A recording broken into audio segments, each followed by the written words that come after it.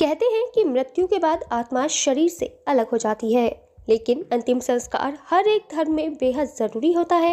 इससे मृत व्यक्ति की आत्मा को शांति मिलती है और यह अगले जन्म के लिए तैयार करने में भी मदद करता है। आपने देखा होगा कि हिंदू धर्म में लोग अंतिम संस्कार के लिए शरीर को अग्नि को सौंप देते हैं।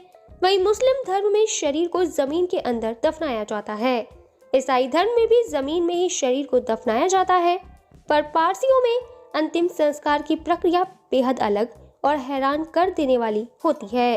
हालांकि इसके पीछे भी उनकी कुछ अपनी मान्यताएं हैं। पारसी समुदाय पारंपरिक रूप से दोग मेनाशिनी नामक अंतिम संस्कार की प्रक्रिया का पालन करते हैं, जिसमें शव को टावर ऑफ साइलेंस नामक एक गोलाकार इमारत में रख दिया जाता है। वहां पर शव को खुले आसमान के नीचे रखा जाता है, जिसके पास बहुत सारे गिद्ध और कौवे आते हैं और फिर वह शरीर को खा लेते हैं। इस तरीके से पारसी समुदाय शरीर को प्रकृति के हवाले सौंप देता है। पारसियों का यह मानना है कि पृथ्वी, जल और अग्नि पवित्र हैं, इसलिए शरीर को जलाया या दफनाया नहीं जा सकता। उन्हें लगता है कि शरीर अशुद्ध होता है और इससे पृथ्वी, जल या अग्नि को अपवित्र नहीं करना चाहिए, क्योंकि ये सभी पवित्र हैं।